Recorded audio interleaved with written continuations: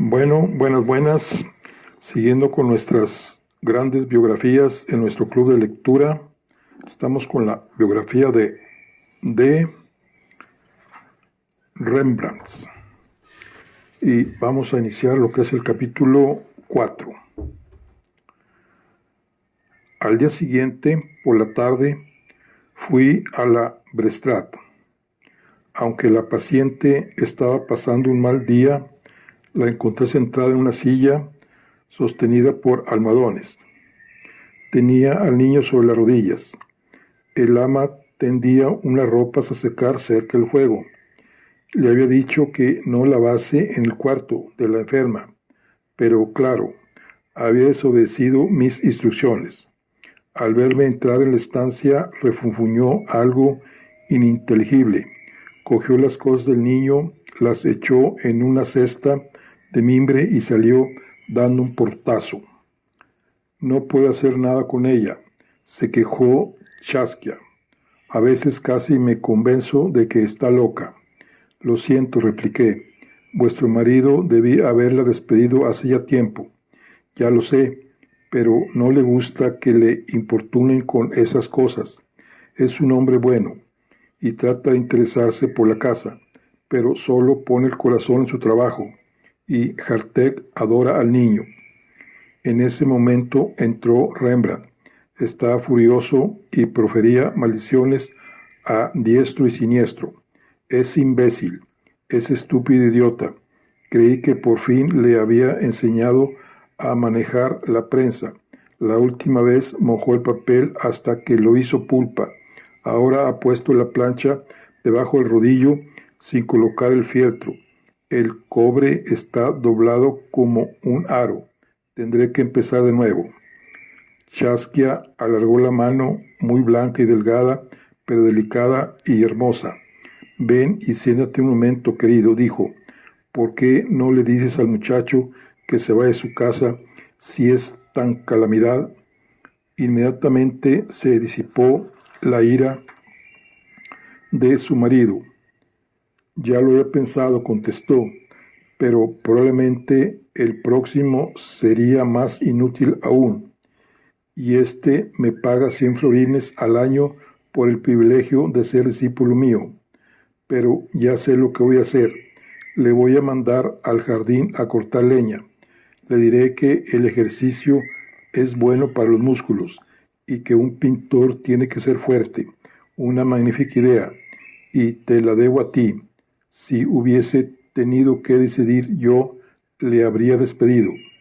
Y ahora, mi buen doctor, vamos a dar un paseíto y voy a enseñaros una cosa. Esto es si mi mujer os deja durante unos minutos. La pobre Chaskia hizo un débil esfuerzo para sonreír, pero parecía agotada y tosió terriblemente mientras la trasladábamos de nuevo a la cama. No debía esforzarse tanto, advertí al partir. Rembrandt movió la cabeza. Ya lo sé, pero insiste en levantarse. Todos somos sin duda como somos y lo que somos, y es inútil intentar cambiar al género humano. Y con esa sabia reflexión seguí a mi anfitrión a la calle. Rembrandt me llevó hasta el barrio judío, un mundo tan diferente del resto de la ciudad, como puede serlo la luna del sol. 40 años antes aquel barrio era un pantano. Más tarde se había desecado, aunque no muy bien, pues las casas seguían siendo muy húmedas, por lo que solo se alquilaban a los más pobres de entre los pobres. Abundaban esto de modo extraordinario, pues desde que nos declaramos independientes de España, nuestra ciudad se había convertido en refugio para gente de todas partes del mundo.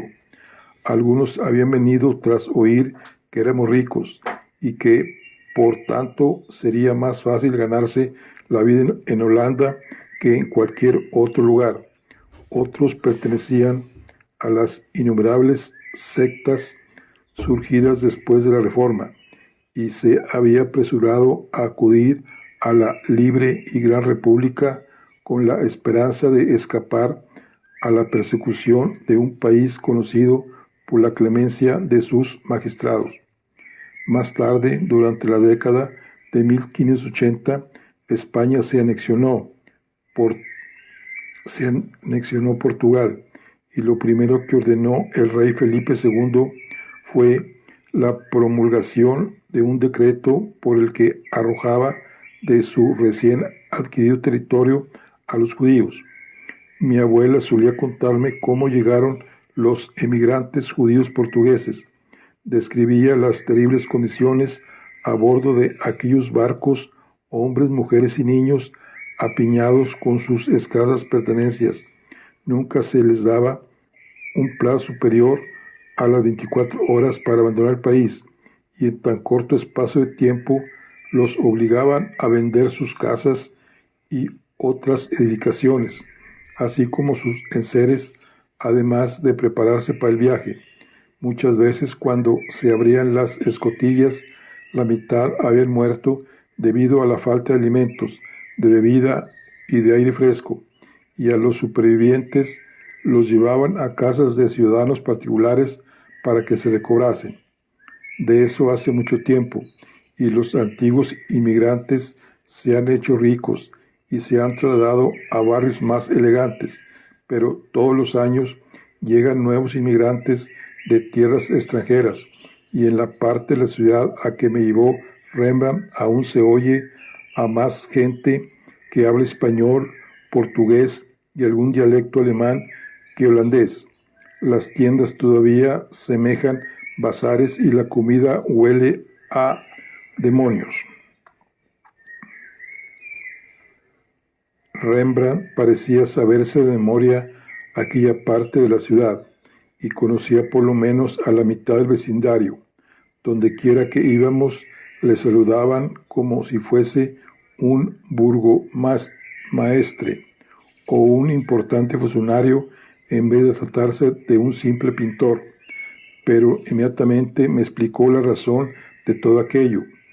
No creáis ni por un momento que su cortesía se debe a que entienden mi trabajo.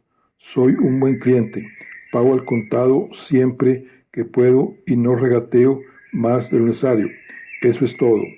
Y después me contó que aquel gueto era una auténtica cueva de tesoros y tenía más colorido que todo el resto de Ámsterdam. Nuestra civilización es monótona y gris, dijo. Parece como si consideráramos el color expresión de la carne pecadora. Nuestros hombres y nuestras mujeres se visten de negro. A nuestros hijos se les viste de negro. Nuestras iglesias parecen sepulcros blanqueados.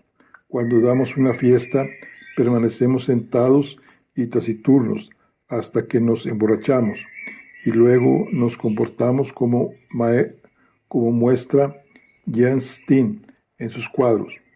Un muchacho listo, sin duda, aunque sea oriundo de Leiden como yo. Me gustaría saber más de mi propia familia.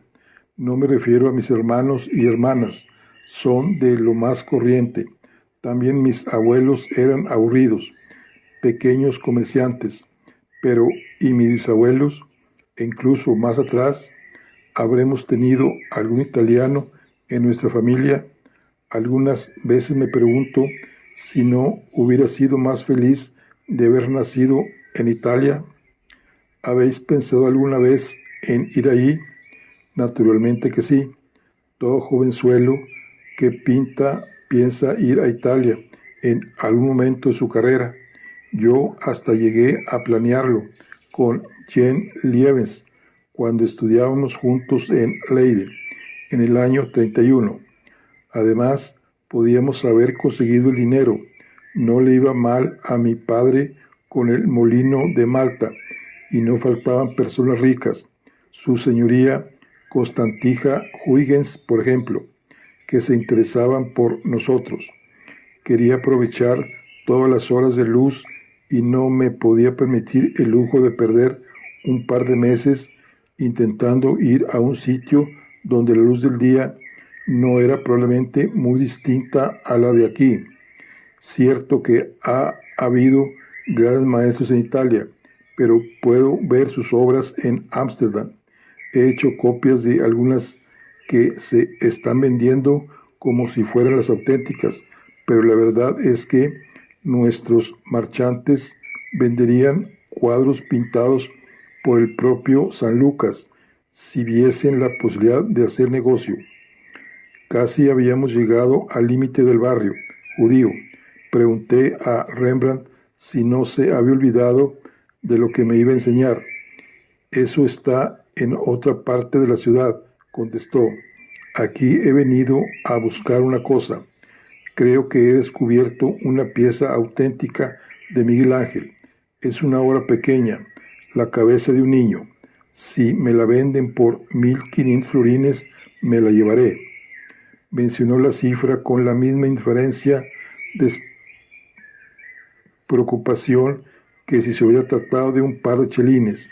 Me habían dicho que cobraba más que ningún otro pintor por sus cuadros, y como todo el mundo sabía, se había casado con una mujer rica, pero yo no esperaba tal desapego.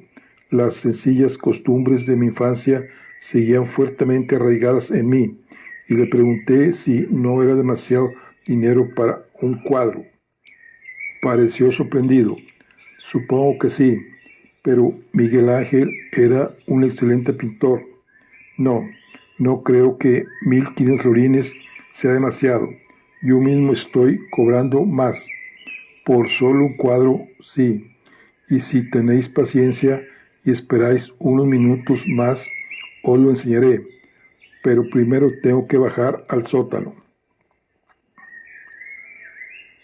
El sótano resultó ser una tienda de antigüedades, instalada en los oscuros bajos de una taberna. Regíale un judío de barba negra que vestía una larga capa y hablaba una jerga compuesta en sus 2/3 partes de portugués, en una sexta parte de alemán y en la otra sexta parte de holandés, con una generosa proporción del que supuse el idioma original de los salmos del rey David. Descubrí con sorpresa que Rembrandt no solo comprendía aquel dialecto de fabricación casera, sino que también lo hablaba con gran soltura.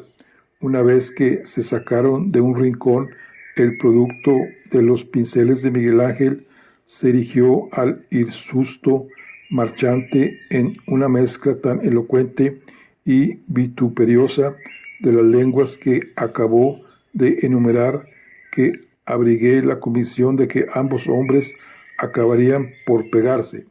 Pero no fue así. Por el contrario, después de media hora de animada conversación, se separaron con el mejor de los humores. Rembrandt había conseguido rebajar el precio en 100 florines. El marchante le había convencido para que comprase el marco, jurando que valía 200 florines, pero que se lo dejaba por mitad de precio. En la calle, al aire fresco, esperé una explicación de aquel misterioso proceder y lo obtuve. Tenía grandes deseos de poseer este cuadro, me confesó Rembrandt. El viejo judío pedía demasiado dinero. Lo he conseguido por 100 florines menos. Pero ¿y el marco? Os ha cobrado por él 100 florines. Rembrandt pareció confundido, como el niño a quien se sorprende haciendo un gasto sin sentido, pero se rehízo rápidamente. Después de todo preguntó: ¿para qué sirve el dinero si no es para gastarlo? 1500 florines es una cantidad importante, pero la próxima semana, el mes próximo a lo sumo, cobraré 1800 florines por un trabajo que acabo de terminar, y tenía tantas ganas de que ese cuadro fuera mío. Con esa lógica tan irrefutable, deshicimos nuestro camino. Cruzamos el canal Roquín y doblamos a la derecha en dirección al Amstey. nos encaminábamos más o menos en dirección al Kloven-Cher-Dolen, vieja prisión de piedra que utilizaba ahora como lugar de reunión algunos de los más distinguidos regimientos de la milicia. Durante la Gran Guerra de Independencia fueron estas compañías de las ciudades las que nos permitieron alcanzar la libertad, pues las tropas mercenarias alemanas, suizas o inglesas a quienes se pagaba para luchar por nuestra causa no tenían mucho que ganar y sí todo que perder, y normalmente desaparecían al iniciarse el combate para no volver hasta oír la señal del saqueo. Pero muchos regimientos de la milicia estaban ahora degenerando en organizaciones de índole meramente social. Cada compañía intentaba por todos los medios atraerse reclutas, y en las mejores tabernas se enumeraban y discutían con prolijidad las ventajas sociales y económicas de enrolarse con este o con aquel capitán. Al llegar al Kloven-Cher-Dolen, Rembrandt dijo: «Entremos un momento». Se habían ampliado estos edificios tantas veces y estaban formados por restos de tantas paredes y torres que uno casi necesitaba un guía para no perderse en el camino. Pero él abrió la puerta del cuarto que servía de taberna y me dijo: «Hemos andado mucho. ¿Querráis tomar cerveza? Yo soy socio, pero he trabajado aquí tan a menudo que me permiten entrar en su taberna». Nos sentamos y Rembrandt pidió 2 jarros de cerveza. Después dijo: «Debéis de estar hambriento». «Ah, ¿no lo estáis?». Se extrañó. «¿Os molesta si como yo algo? Las comidas en casa son algo insuficientes desde que Chakia se puso enferma». Pidió que le sirvieran un plato de huevos fritos y un arenque fresco, y mientras comía el pescado y bebía la cerveza, me explicó por qué me había llevado ahí. No me gusta hablar de mí mismo, pero estos últimos 4 años me he sentido bastante solo. La vida no ha sido fácil. Una mujer enferma, una familia política nada tratable y una casa nueva que, la verdad, resulta demasiado grande y demasiado cara para mí. ¿Estáis seguro de que no queréis probar el arenque? Está extraordinario. Pues bien, voy con lo que más querías contaros. Como sabéis, en Flandes aprecian tanto a Rubens que le han hecho embajador, y me dicen que hay en España un tal Velázquez, que es el mejor pintor que ha nacido. Puede hacer que un cuarto vacío parezca realmente vacío. Necesitaré otros 20 años para aprender a hacer eso. Me han contado que ese don Diego Velázquez goza de tanta estima que hasta se le permite permanecer sentado en presencia del rey. Pues bien, en esta república se tiene al artista por un obrero. Algunos obtenemos retribución bastante buena, pero no más de lo que gana un trabajador de los muelles o un contable o un ayudante de panadero, con mucha menos dificultad. Nuestros padres siempre temen que al final corramos la misma suerte que el viejo Hércules Segers y muramos en un asilo o en una triste taberna. El que ese pobre hombre acabara así porque sus vecinos eran demasiado obtusos para apreciarlo es algo que nunca parece ocurrirse a la gente. Les hace la mar de gracia que Hércules terminara por pintar sus cuadros en camisas viejas y en el reverso de sus calzones, y que tuviera que vender sus aguafuertes a los carniceros del Rocky como papel de envolver. Yo quería mucho al viejo Segers. Era ya anciano cuando vine a Ámsterdam por primera vez de mozo y no tuve ocasión de verle con frecuencia. Pero cierta noche fui a su casa con unos amigos, un cuarto desamueblado y una mujer de aspecto horrible en un rincón, haciendo no sé qué con un gran jarrón de china lleno de hortalizas.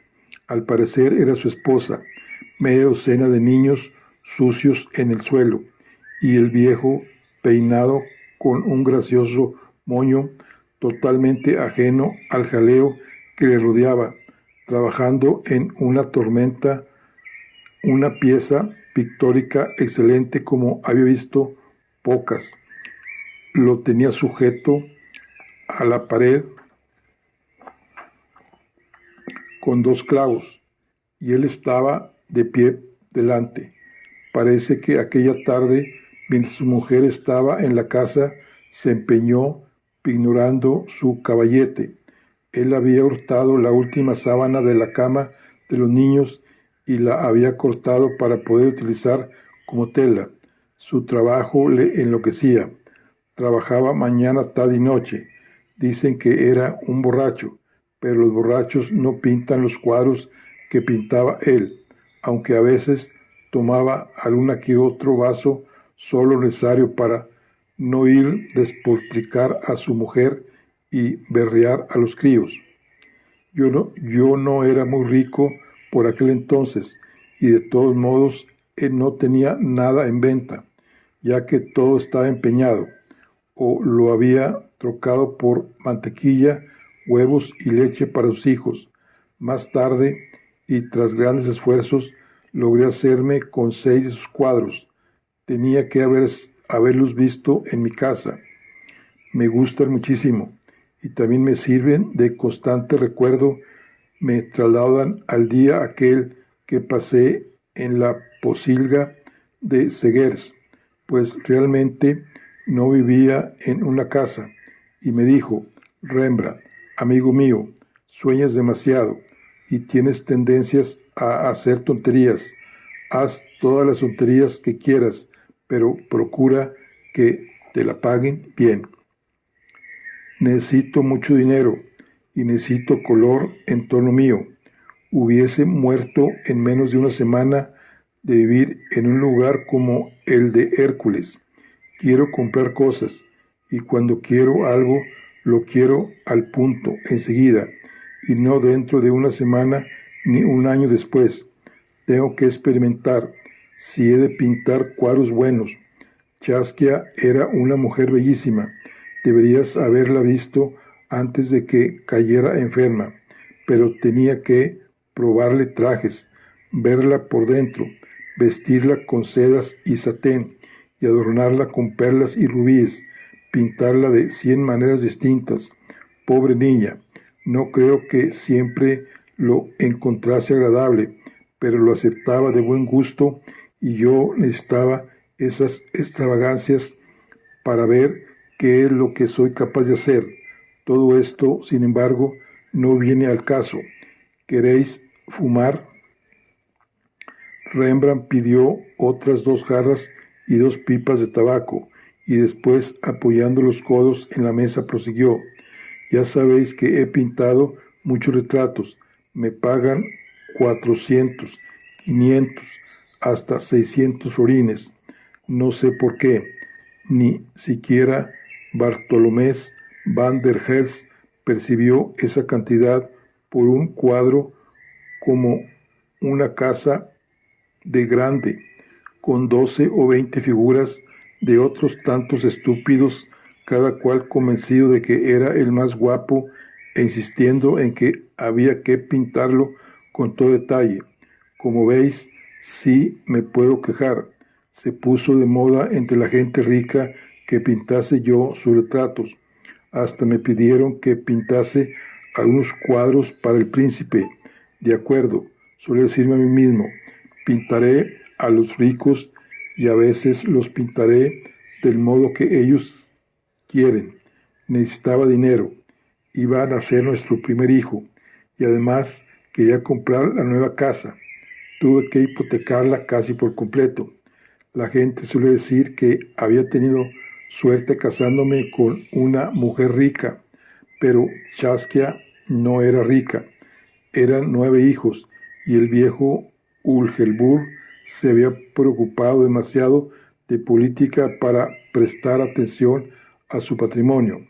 Cuando murió, unos 8 años antes de conocer yo a mi mujer, cada uno de los hijos debía recibir unos 40,000 florines, una bonita cantidad sin duda, y mis vecinos añadieron un cero y lo convirtieron en 400,000 para el dinero que ha llegado a mis manos. Podían haberlo convertido en 40 millones. ¿Qué más da? Todo estaba invertido en granjas y en fincas, y cuando decidimos dividir la herencia, fue imposible alquilar las granjas ni vender las fincas.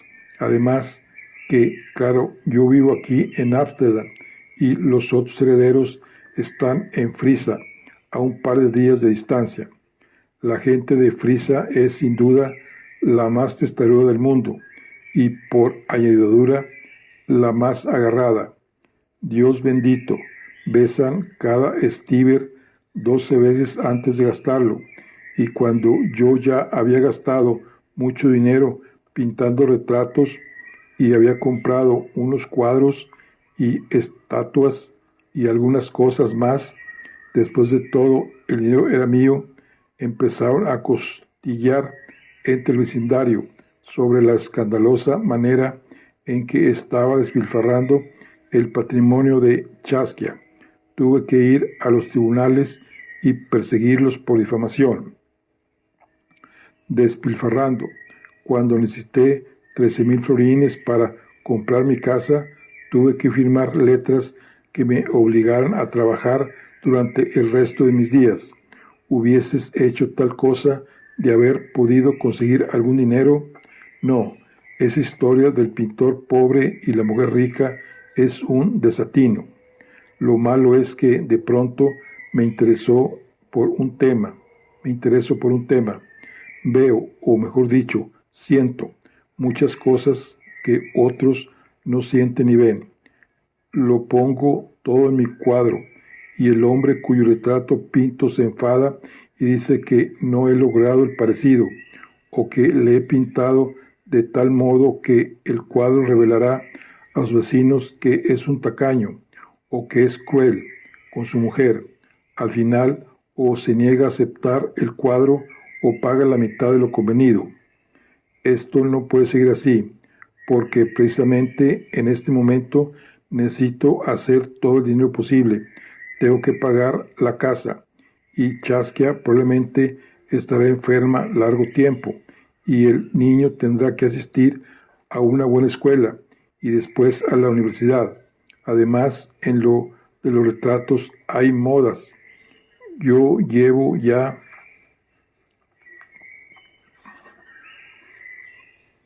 varios años en boga, y pronto la gente dirá: ah, sí, ese Van Ryn ha perdido bastante del vigor y la garra que tenía.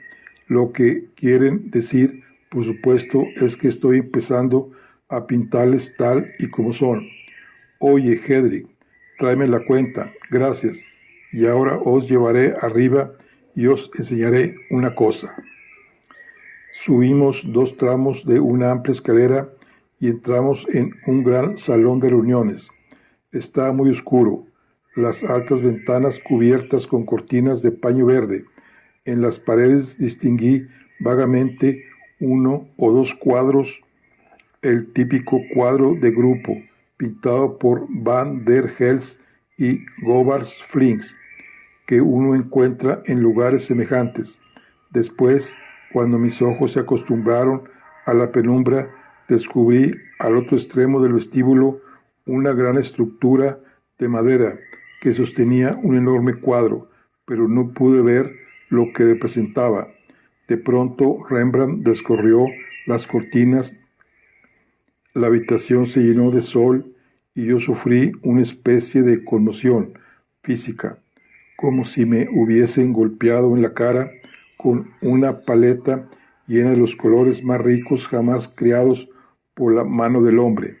Dante hubiera podido dar forma poética a una impresión semejante, pero yo, humilde matasanos, solo acerté a exclamar maldición. En ese momento Rembrandt, que no era dado a muchas efusiones, me abrazó y exclamó a su vez: magnífico, ahora sé que al menos una persona ha comprendido mi obra. Puso un banco delante del cuadro, corrió de nuevo las cortinas más alejadas, haciendo así que la figura en blanco situada en el centro del cuadro se saliera literalmente del marco. Me invitó a sentarme. Se sentó él también y dijo: ahora ya sabéis por qué os he traído aquí. Esta es mi gran oportunidad y ha sido casi por casualidad. La compañía del capitán Franz Banning Koch quería un retrato.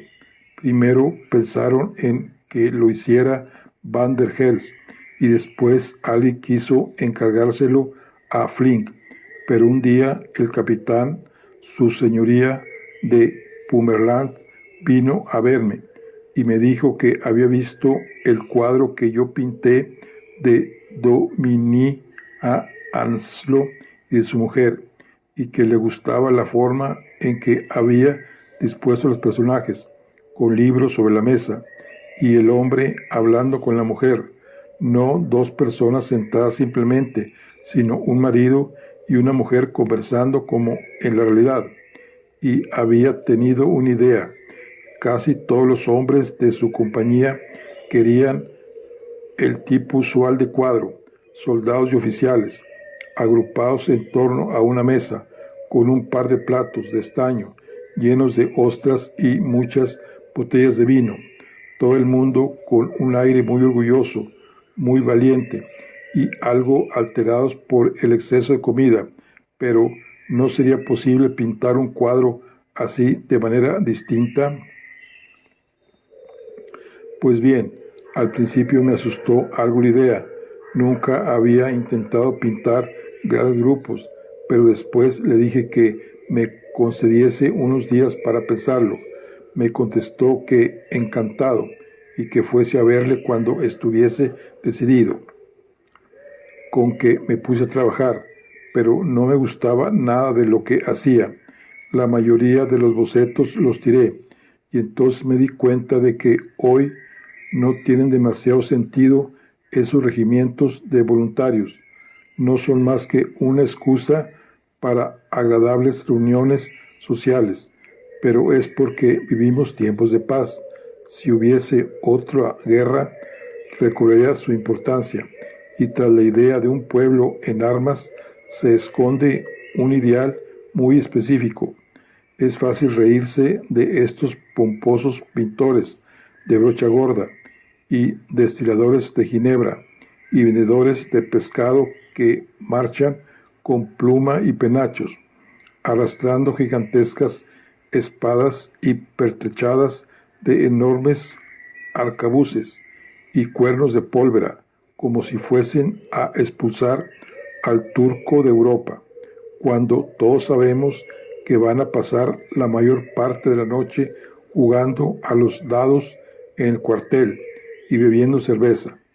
Pero estos hombres son los hijos y nietos, precisamente, de otros pintores de brocha gorda y destiladores de ginebra y vendedores de pescado que perecieron colgados y quemados y destrozados en la rueda, luchando por algo que no tenía nada que ver con la venta de ginebra y bacalao. Algo había en ellos que de algún modo los elevaba y ennoblecía. Pues bien, si así era, yo iba a descubrir ese algo y a pintarlo. Por ello, una noche fui a ver a su señoría de Pumerlands. Nos sentamos en su cuarto de trabajo y yo cogí papel.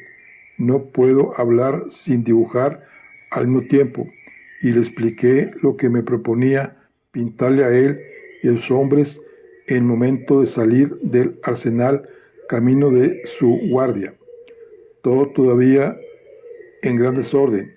Un viejo da la alarma. Algunos soldados cogen sus picas y otros preparan sus fusiles.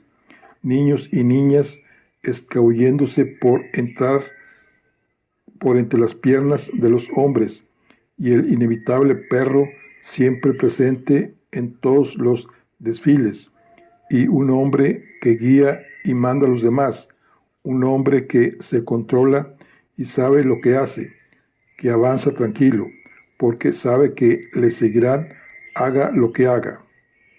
No sé si me explico con claridad, pero vos me dijisteis que os había gustado mi cuadro de Nicolai Tull.